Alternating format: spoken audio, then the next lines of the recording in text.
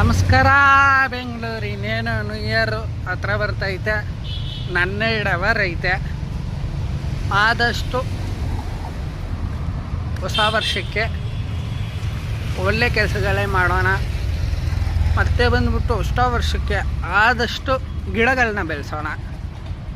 ಹೊಸ ವರ್ಷಕ್ಕೆ ಆದಷ್ಟು ನಾನು ಹೇಳ್ತಾ ಇದ್ದೀನಿ, ನಿಮ್ಮ ಟೆರೆಸ್ ಮೇಲೆ ಎಷ್ಟು ಸ್ಪೇಸಸ್ ಐತೋ ಅಷ್ಟು ಜಾಗಕ್ಕೆ ಪಾಟ್ನಲ್ಲಿ ಅದನ್ನಲ್ಲಾದರೂ ತರಕಾರಿ ಗಿಡಗಳನ್ನ ಬೆಳೆಸ್ಬೇಡ್ರಿ.